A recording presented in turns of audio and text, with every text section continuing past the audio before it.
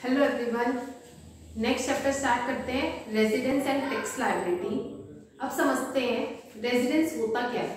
यहाँ पे बहुत इम्पॉर्टेंट है, जब भी हम टैक्स कैलकुलेट करते हैं तो हमें पीपल का पता होना चाहिए कि वो रेजिडेंट है कि नॉन रेजिडेंट है। अब ये सब होता क्या है मैं आपको समझाती हूँ। जैसे एक पर्सन की बात करें तो वो हमें पता है कि एक से ज्यादा कंट्री में अर्न कर सकता है इनकम। जैसे मैं अगर मिस्टर ए की बात कर रही हूँ एक पर्सन की, तो वो हो सकता है इंडिया में भी अर्न कर रहा है, साथ में यूएसए में भी अर्न कर रहा है, मोर देन वन कंट्री को अर्न कर सकता है। तो अब बात आती है कि इंडिया में कौन सी इनकम और कितनी इनकम कहाँ टैक्सेबल होगी या नहीं होगी, वो कौन डिसाइड करेगा? उसका रेजिडेंशियल स्टेटस, जो उसका मिस्टर ए का रेजिडेंशियल स्टेटस होगा वो डिसाइड करेगा कि इंडिया में उसकी इनकम पे टैक्स लगेगा या नहीं लगेगा। मैं अभी आपको जब पूरा डिटेल में कराऊंगी आपको समझ आता चला जाएगा कि मैं क्या कह रही हूँ। ठीक है, अब यहाँ पे हमारे पास दो वर्ड होते हैं, एक होता है रेजिडेंट, एक होता है सिटीजन। यहाँ पे टैक्स में दोनों वर्ड्स का अलग मीनिंग है। जैसे कोई पीपल हो सकता है फॉरेन का सिटीजन हो, बट किसी प्रीवियस ईयर में वो रेजिडेंट हो इंडिया का, या हो सकता है कि कोई पीपल जो रेजिडेंट हो फॉरेन का, मतलब जो सिटीजन हो इंडिया का और वो फॉरेन में भी रेजिडेंट हो सकता है। मतलब यहाँ पे दो वर्ड होते हैं, रेजिडेंट और सिटीजन, दोनों का मीनिंग टैक्स में अलग है। सिटीजनशिप अलग है, उसका हमें यहाँ पे कुछ लेना देना नहीं है। हमें बात करनी है रेजिडेंट की, कि कौन पीपल कहाँ पे रेजिडेंट है, इंडिया में है या फॉरेन का रेजिडेंट है। वो हमें निकालना सीखना है कि कैसे हमें पता चलेगा कि वो पीपल यहाँ का रहने वाला है या नहीं है। ठीक है, अब इसके लिए रेजिडेंट दो तरीके से होते हैं। एक तो हो सकता है टाइप ऑफ रेजिडेंट कर रहे हैं हम, कि पीपल रेजिडेंट हो या नॉन रेजिडेंट हो। जैसे हम कहते हैं ना एनआर, यहाँ उस एनआर की बात कर रहे हैं कि हो सकता है पीपल रेजिडेंट हो या नॉन रेजिडेंट, एनआर हो मतलब यहाँ का रहने वाला ना हो। रेजिडेंट भी दो तरीके से हो सकते हैं, ordinary resident and not ordinary resident.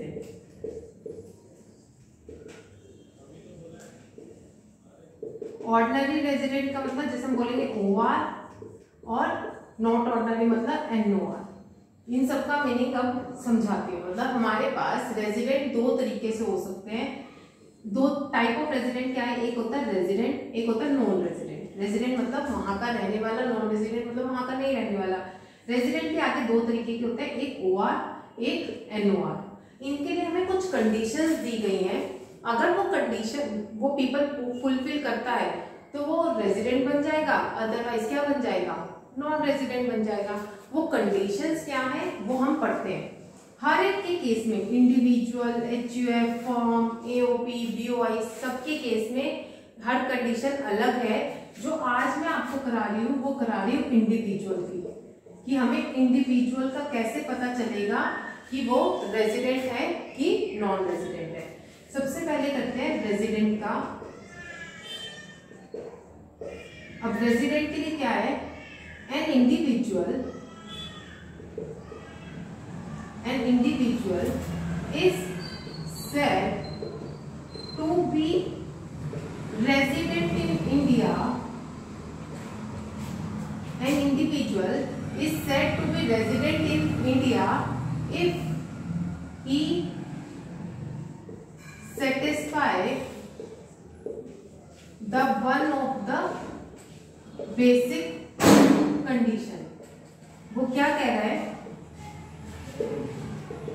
an individual is said to be resident in India if he satisfy one of the basic condition। हमें दो बेसिक कंडीशन दी गई है, अगर उसमें से अगर वो एक कंडीशन भी पूरी कर देता है तो वो क्या बन जाएगा, रेजिडेंट बन जाएगा। अगर वो कंडीशन नहीं पूरी करता कोई सी भी, मतलब दोनों कंडीशन नहीं पूरी करेगा तो वो क्या बन जाएगा, नॉन रेजिडेंट। ध्यान से समझना, रेजिडेंट के लिए वो क्या बोल रहा है an individual is said to be resident in India. एक इंडिविजुअल कब रेजिडेंट होगा? अगर वो सेटिस्फाई करता है one of the basic condition, एक बेसिक कंडीशन। अब वो बेसिक कंडीशन क्या है वो पढ़ते हैं। If he is in India, he is in India for a period of 182 days or more during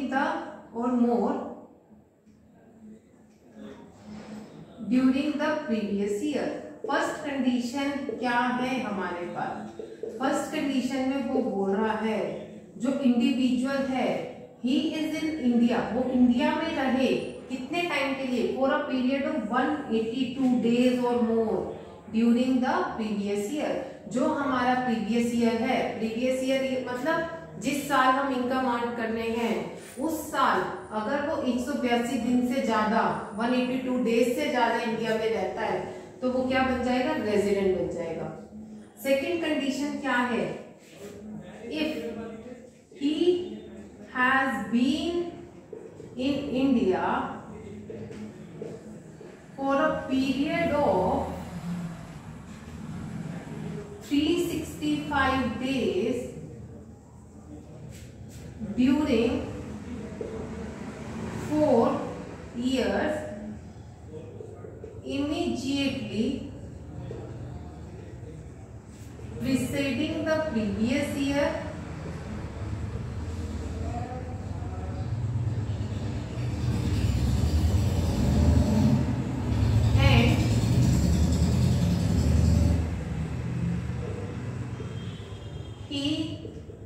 is in India for a period of 60 days, for a period of at least 60 days, for a period of at least 60 days during the previous year। ये second condition समझना ध्यान से कि यहाँ पे क्या कह रहा है वो, कि जिस पीपल की बात कर रहे हैं he has been in India, वो इंडिया में होना चाहिए for a period of 365 days, 365 दिन during the 4 year, 4 सालों में 365 दिन रहना चाहिए immediately preceding the previous year। immediately preceding the previous year का मतलब क्या है? जैसे अब हमारा असेसमेंट ईयर जो चल रहा है वो है 21-22 2021-22, तो इसका प्रीवियस ईयर क्या होगा? 2020-21, ठीक है। इससे इमीडिएटली पिछले 4 साल प्रीसीडिंग, इमीडिएटली प्रीसीडिंग मतलब इससे इमीडिएटली जो पिछले 4 साल है, इससे इमीडिएटली पिछले 4 साल कौन से हो जाएंगे? 19-20, 18-19, 17-18 एंड 16-17, ठीक है। इन 4 सालों में वो कितने दिन रहना चाहिए? एटलीस्ट कम से कम 365 डेज के लिए इंडिया में होना चाहिए। एंड मतलब साथ में he is in India for a period of at least 60 days during the previous year, और जो प्रीवियस ईयर है उसमें कम से कम कितने दिन रहना चाहिए? 60 डेज। एक तो हमारे पास देखो 2 कंडीशंस बताई है, बेसिक कंडीशन। इसमें से अगर कोई भी एक कंडीशन पूरी हो गई तो वो रेजिडेंट बन जाएगा, अगर कोई भी कंडीशन नहीं पूरी होती तो वो नॉन रेजिडेंट बन जाएगा। इतना आया समझ? अब हम देखते हैं वो कंडीशंस क्या है। फर्स्ट कंडीशन थी कि वो इंडिया में होना चाहिए प्रीवियस ईयर में 182 डेज और मोर, मतलब प्रीवियस ईयर में 182 डेज से ज्यादा रहना चाहिए, ठीक है, तो वो रेजिडेंट होगा। अगर ये कंडीशन नहीं पूरी करी कि वो नहीं है पिछले साल प्रीवियस ईयर 182 दिन, तो दूसरी कंडीशन क्या लग रही है कि जो उसका प्रीवियस ईयर है उससे जो पिछले 4 साल है immediately preceding the previous year, जो उसके 4 साल है उसमें कम से कम कितने दिन रहे? 365 दिन, और जो प्रीवियस ईयर है उसमें कितने रहे? 60 डेज। ये दोनों साथ में हैं, अगर ये पूरी करता है तो वो रेजिडेंट होगा, नहीं तो वो नॉन रेजिडेंट हो जाएगा। या तो ये कंडीशन पूरी कर ले, यहाँ बीच में है इन दोनों कंडीशन के और, या तो ये कंडीशन पूरी कर ले या ये कंडीशन पूरी कर ले। एक कंडीशन पूरी कर लेगा तो रेजिडेंट बन जाएगा, कोई एक भी कंडीशन पूरी नहीं करेगा तो नॉन रेजिडेंट बन जाएगा। इतना आया समझ कि रेजिडेंट कब होगा, नॉन रेजिडेंट कब होगा। रेजिडेंट बनने के लिए उसे एक कंडीशन पूरी करनी है, जो बेसिक कंडीशन है उसमें से एक कंडीशन पूरी करनी है तो वो रेजिडेंट है, अदरवाइज वो नॉन रेजिडेंट है। इतना हमें चलो सबको समझ आ गया। फिर बात आती है कि हमने पढ़ा था कि ऑर्डिनरी रेजिडेंट भी होता है और नॉट ऑर्डिनरी भी होता है, तो उसके लिए हमें अलग से एडिशनल कंडीशन दी है कि कब वो ऑर्डिनरी होगा, कब वो नॉट ऑर्डिनरी होगा। उससे पहले मैं आपको एक एक्सेप्शन बताती हूँ। हमें 2 एक्सेप्शन दी हुई है लॉ में इस 60 डेज के लिए। मैं इसे रब करती हूँ, आई होप आपको इतना समझ आ गया होगा। अब क्या दिए गया है हमें, कई बार होता है कि जैसे मैं आपको एग्जांपल से पहले समझाती हूँ ताकि आपको थोड़ा समझ आए। अब लॉ में तो लिख दिया कि 60 डेज अगर आप पिछले साल रुक रहे हो, मतलब पिछले 4 साल 365 डेज, और पिछले साल अगर आप 60 डेज रुक गए तो आप रेजिडेंट होंगे। रेजिडेंट होंगे, यहाँ के निवासी माने जाएंगे तो आपके ऊपर टैक्स लगेगा। तो कई बार होता है कि जैसे मैं इस साल यहाँ रह रही हूँ, मैं एम्प्लॉयमेंट पर्पस के लिए मैं फॉरेन चली गई, ठीक है, वहां से मैं यहाँ आई। 60 डेज तो बहुत आम होते हैं कि बंदा साल में 2 बार भी आ गया तो, या एक बार भी। 60 डेज तो बहुत आम होते हैं। तो इस 60 डेज की कुछ एक्सेप्शन दी गई है, क्योंकि 60 डे हर कोई फुलफिल कर लेता है। अगर वो 60 डे फुलफिल कर लेगा तो उससे उसके लिए क्या नुकसान होगा कि वो फॉरेन में जो इनकम कमा रहा है उसको यहाँ पे टैक्स देना पड़ेगा। क्यों? क्योंकि वो यहाँ का रेजिडेंट बन गया कंडीशन के हिसाब से।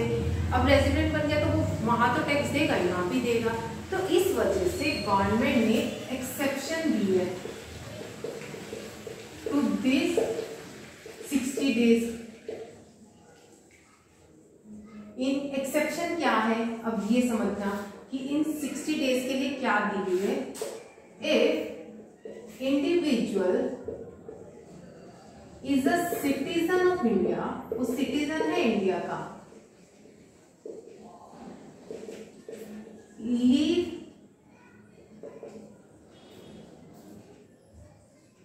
leave India for the purpose of employment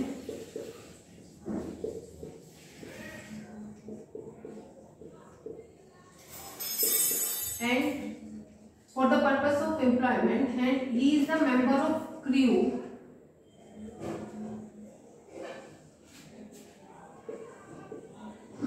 in Indian ship, then he must stay for a period of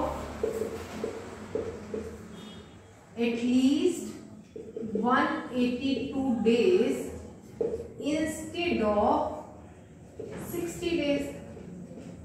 यहाँ पे देखो क्या कह रहा है कि एक्सेप्शन दिए, उन 60 दिन की जगह कितने दिन करने होंगे। एक इंडिविजुअल है जो इंडिया का सिटीजन है, मतलब इंडिया में रहता था, वो लीव इंडिया को छोड़ के चला गया India for the purpose of employment, इसलिए बाहर नौकरी करने के लिए, या वो मेंबर है क्रू का इंडिया शिप में मेंबर है क्रू का। देन उसके लिए क्या बोला, he must stay for a period of 182 दिन रहना पड़ेगा 60 दिन की जगह। अब 60 डेज की जगह उसके लिए कितने दिन काउंट किए जाएंगे, 182 डेज। 60 डेज नहीं देखेंगे। जो हमारी सेकेंड कंडीशन में जो हमारा था ना कि पिछले 4 साल में तो 365 डेज और मोर होना चाहिए, और पिछले साल कितना होना चाहिए 60 डेज, वो कितना कर दिया गया है 182 days. During the previous year लिख सकते हैं इसमें ताकि समझ आ जाए। कितना कर दिया 182 डेज। क्यों? मैंने आपको बताया क्योंकि 60 डेज बहुत ऐसा हो जाता है कि अपने घर आते हैं 2 महीने रह जाते हैं, तो इसलिए उनको 60 डेज की जगह कितने दे दिया 182 डेज। क्योंकि 60 डेज अगर वो कंडीशन फुलफिल कर देगा तो वो यहाँ का सिटीजन माना जाएगा, रेजिडेंट माना जाएगा। रेजिडेंट अगर वो यहाँ का बन गया तो उसको यहाँ टैक्स पे करना पड़ेगा, इसलिए उसको 60 डेज की जगह कितना कहा गया 182 डेज। ये तो थी फर्स्ट कंडीशन। सेकेंड क्या है, if individual is Indian citizen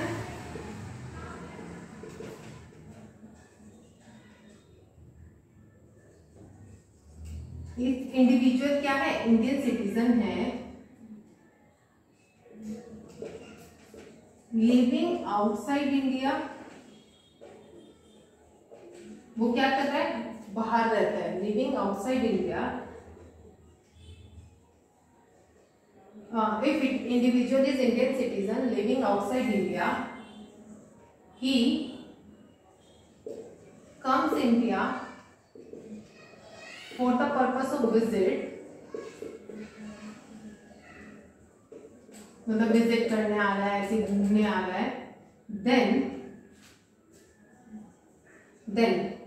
अब यहाँ पे दो चीज आएंगी, he must stay for a period of 122 days or more, और for a period of 182 days or more। यहाँ दो दिए गए हैं, क्या है यहाँ ध्यान से समझना। एक इंडिविजुअल है, इंडिया का सिटीजन है या इंडियन ऑरिजिन है, यहाँ पे उसके दादा बाबा पैदा हुए हैं, इंडियन ऑरिजिन है, लिविंग आउटसाइड इंडिया, बाहर रहता है, वो इंडिया में आ रहा है घूमने के पर्पज से, विजिट करने आया हुआ है। देन 182 डेज और मोर देखे जाएंगे instead of 160 days, instead of 60 days. कब? If his total income, if his total income excluding, if his total income excluding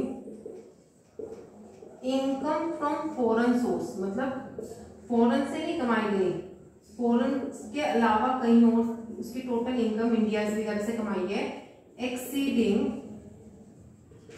15 lakh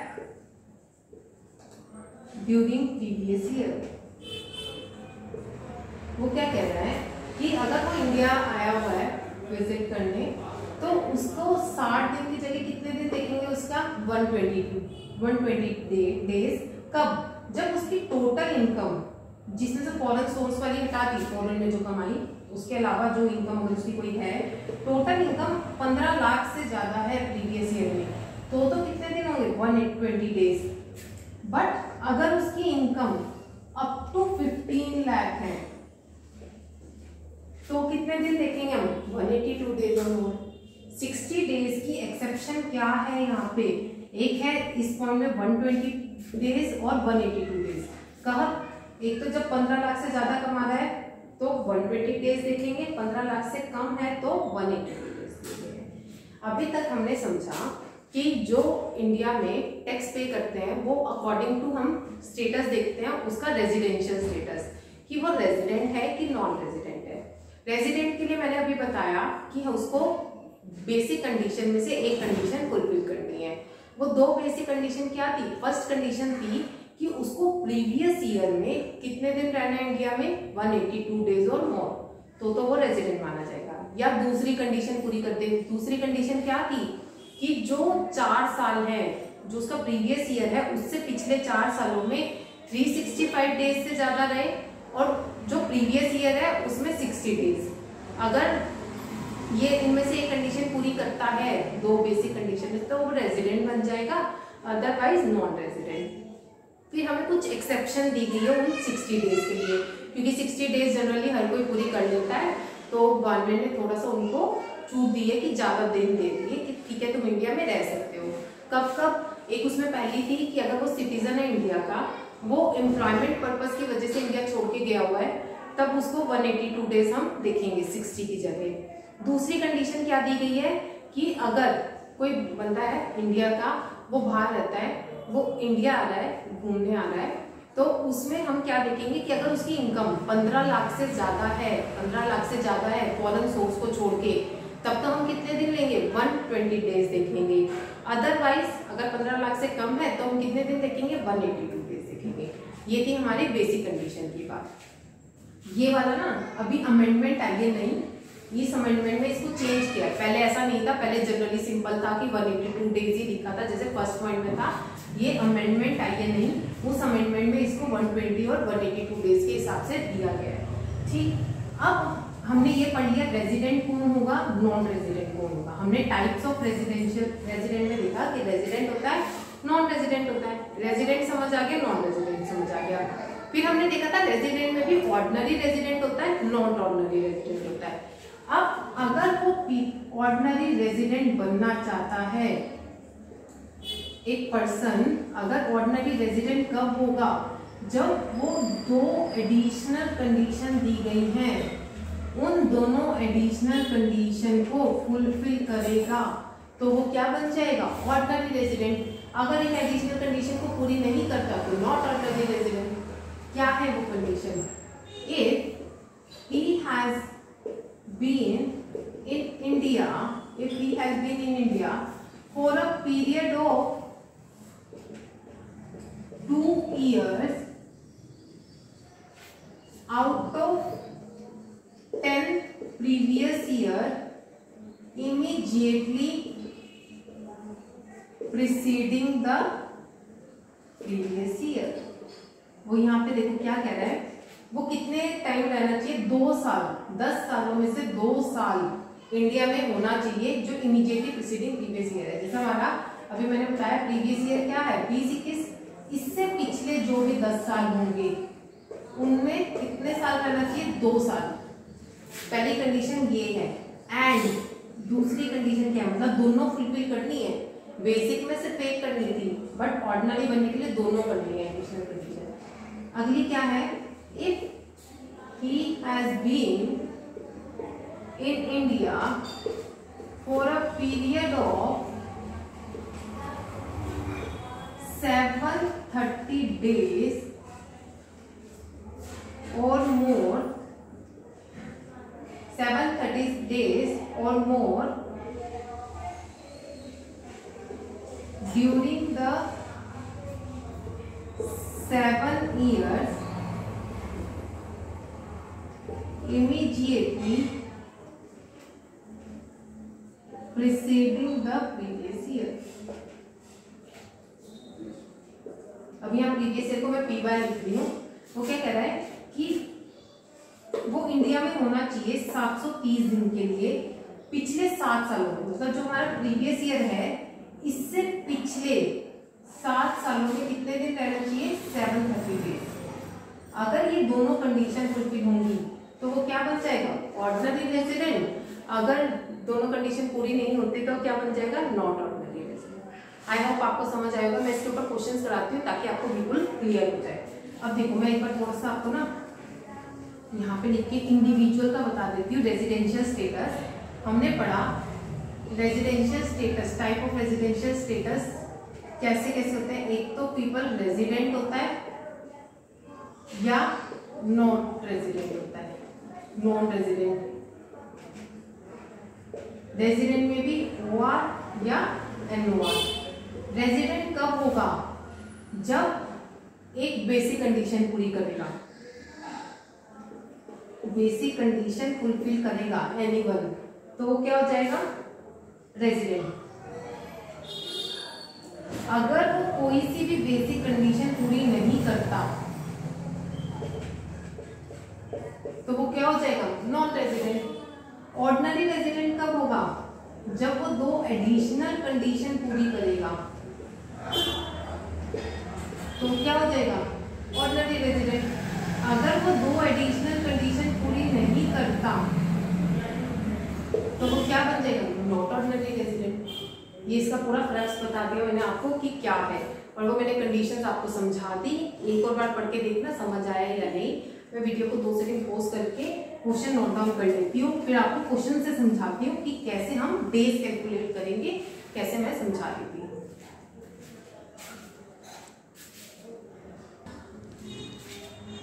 अब जैसे ये वाला क्वेश्चन देखते हैं, इसमें क्या दिया हुआ है, और जर्मन इंडिविजुअल है, जर्मन का है वो बंदा, having remained in India for 15 years, left for Germany in May 2018, मतलब 15 साल से इंडिया में था, फिर जर्मनी चला गया मई 2018 में, and came back to India on 1 March 2021।